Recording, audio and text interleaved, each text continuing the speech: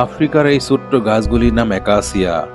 এই গাছগুলি এতটাই বিপজ্জনক যে এদের কারণে বিশাল বিশাল জিরাফ ভয়ে দৌড়ে পালায়। সাউথ আফ্রিকাতে কুরু নামক এক ধরনের প্রাণী আছে যেগুলো দেখতে অনেকটা বাংলাদেশের ছাগলের মতো। এই গাছগুলির কারণে 1978 সালে সাউথ আফ্রিকার প্রায় 3000 কুরু মারা যায়। এবার কুরু নামক প্রাণী সম্পর্কে আপনাদের একটা ধারণা দেই।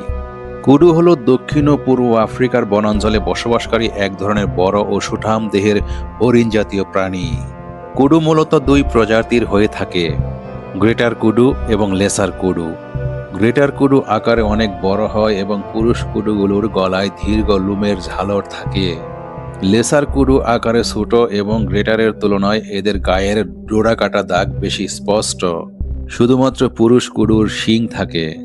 শিংগুলো পেঁচানো এবং লম্বা হয় যা প্রায় 6 ফুট পর্যন্ত হতে পারে। গায়ের রং হালকা বাদামি থেকে ধূসর বাদামি হয়, যার উপর সাধারণত 6 থেকে 10টি সাদা ডোরাকাটা দাগ থাকে। ভয় পেলে কুডু প্রায় 2.5 মিটার পর্যন্ত উঁচু লাফ দিতে পারে। কুডু সাভানা ও ঘন ঝোপঝাড়পূর্ণ এলাকায় বাস করে এবং পাতা ও ডালপালা খেয়ে জীবন ধারণ করে। এরা শুষ্ক মৌসুমে পানি ছাড়া দীর্ঘ সময় বেঁচে থাকতে পারে। এরা খুব লাজুক ও সতর্ক প্রকৃতির, তাই বনের ঝোপের আড়ালে লুকিয়ে থাকতে পছন্দ করে। কুডু প্রধানত সিংহ, চিতাবাঘ, হায়েনা ও আফ্রিকান বন্য কুকুরের শিকার হয়। এবার আসি মূল আলোচনায়। আফ্রিকার বিস্তীর্ণ সাভানা অঞ্চল, যেখানে খুব একটা ঘন জঙ্গল থাকে না কিন্তু উঁচু উঁচু ঘাস থাকে। সেই উঁচু উঁচু ঘাসের ভিতরে চিতাবাঘ, সিংহ এ ধরনের বিভিন্ন প্রাণী লুকিয়ে থাকে। সেখানে মাঝে মাঝে নানান জায়গায় দলগতভাবে কিংবা একা একা ওই রকম ছোট ছোট একাসিয়া গাছ দাঁড়িয়ে থাকতে দেখা যায়। আফ্রিকার ওই সাভানা অঞ্চল এলাকার বিভিন্ন ধরনের প্রাণী যেমন জিরাফ, কুডু, হরিণ বা অন্যান্য যে ধরনের প্রাণী যেগুলো লতাপাতা, ঘাস কিংবা গাছের পাতা খায়, এই ধরনের প্রাণীগুলোর একটা প্রধান খাদ্য হচ্ছে এই একাসিয়া গাছের পাতা। লক্ষ্য করলে দেখা যাবে যে এই একাসিয়া পাতাগুলো ছোট ছোট এবং প্রত্যেকটা ডাল কাঁটায় পরিপূর্ণ, কিন্তু এর ভিতরেও জিরাফগুলো খুব সুন্দরভাবে বেছে বেছে গাছের পাতাগুলো খেতে পারে। কিন্তু মজার ব্যাপার হলো এই একাসিয়া গাছের একটা ডিফেন্স সিস্টেম আছে। সে নিজের আত্মরক্ষা করতে পারে। অর্থাৎ জিরাফ, কুডু কিংবা হরিণ এই জাতীয় প্রাণী যাতে একাসিয়া গাছের পাতা খেতে না পারে সে ব্যবস্থা সে করতে পারে।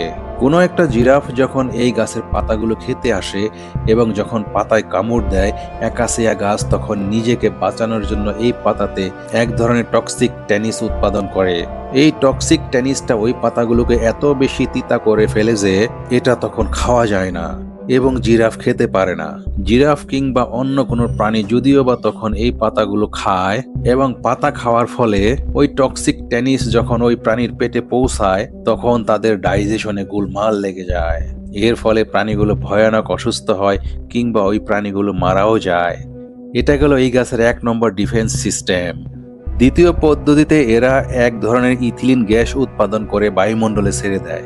বায়ুমণ্ডলে ছেড়ে দেওয়া ইথিলিন গ্যাসটা তখন বাতাসে ভেসে গিয়ে ওই গাছটার আশেপাশে বা দূরে থাকা অন্যান্য একাসিয়া গাছের নিকট পৌঁছালে সেই গাছগুলো সেন্স করতে পারে যে ওই গাছটা ইথিলিন গ্যাস ছেড়ে দিয়েছে, তার মানে সে বিপদে পড়েছে। কোনো একটা প্রাণী বা জিরাফ তার পাতা খেতে আসছে, তখন অন্যান্য গাছগুলোও কয়েক সেকেন্ডের মধ্যে ইথিলিন গ্যাস ছাড়তে থাকে। এই গ্যাসটা তখন ওই এরিয়ার পুরো বাতাসে ছড়িয়ে যায় এবং আশেপাশে যতগুলো একাসিয়া গাছ আছে সবাই বুঝে যায় যে জিরাফ তাদের আক্রমণ করেছে। তাদের সবাইকে এখন পাতার মধ্যে টক্সিক ট্যানিস তৈরি করতে হবে যাতে পাতা ভয়ানক তিতা হয় এবং প্রাণীগুলো খেতে না পারে। তখনই তারা সবাই পাতায় টক্সিক ট্যানিস তৈরি করে এবং একই সাথে ইথিলিন গ্যাসটাও ছেড়ে দেয়। প্রত্যেকটা গাছ তখন সচেতন হয়ে যায় এবং তারা শক্তভাবে ডিফেন্স সিস্টেম তৈরি করে ফেলে। বহুদিন ধরে একাসিয়া গাছের সাথে থাকতে থাকতে জিরাফও ব্যাপারটা বুঝে গেছে যে এই টক্সিক ট্যানিস যেটা পাতায় হয় এবং ইথিলিন গ্যাস সবকিছু মিলিয়ে এটা জিরাফের জন্য খুব বিপজ্জনক। তখন জিরাফের দলগুলো এই গাছের পাশ থেকে যেদিকে ইথিলিন গ্যাস বা একাসিয়া গাছ নেই সেদিকে দৌড়ে পালিয়ে চলে যায়। কিন্তু সবচেয়ে ডেঞ্জারাস ঘটনাটা ঘটেছে সাউথ আফ্রিকাতে 1978 সালে। 1970 থেকে 1981 এই সময়টাতে আফ্রিকায় অর্থাৎ সাউথ আফ্রিকায় ভীষণ খরা দেখা দেয়। এমনিতেই ওই অঞ্চলগুলো শুকনো, দেখলেই বোঝা যায় বৃষ্টি একেবারেই কম হয়। গাছগুলো বা ঘাসে প্রয়োজনীয় পানি আসে না। সবসময় একটা রুক্ষ পরিবেশ। কিন্তু ওই 1970 থেকে 1981 সাল, এই সময়টা ছিল খুবই ভয়াবহ। বৃষ্টির পরিমাণ একেবারেই কমে যায়, পানির কোনো সোর্স ছিল না। ফলে আফ্রিকার সাভানা অঞ্চলে যে নর্মাল ঘাস হয়, যেগুলো হরিণ, জিরাফ, কুরু এবং অন্যান্য প্রাণীগুলো খেতে পারে, তাদের খাওয়ার জন্য সেই ঘাস তখন ছিল না।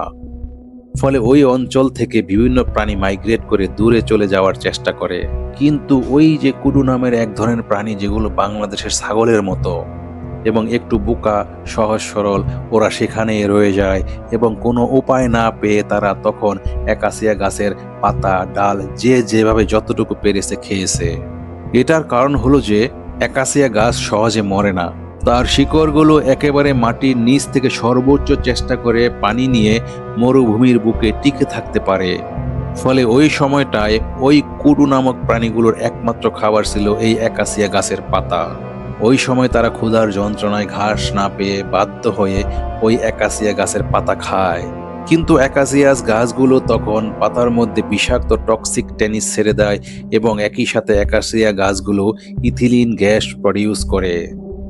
কিন্তু কুরুগুলো এতটাই ক্ষুধার্ত ছিল যে তারা সেই টক্সিক টেনিসকে অ্যাভয়েড করে এবং ইথিলিন গ্যাসকে কেয়ার না করে পেট ভরে ওই অ্যাকাসিয়াস গাছের পাতা খায়। এবং এই পাতা খাওয়ার ফলে সাউথ আফ্রিকার ওই এরিয়ার প্রায় 3000-এর মতো কুরু মারা যায় তাদের ডাইজেশন সিস্টেমের বিষাক্ত গ্যাস এবং ওই যে টেনিস উপাদানটা যেটা অ্যাকাসিয়াস দিয়েছিল সেটার বিক্রিয়ার ফলে।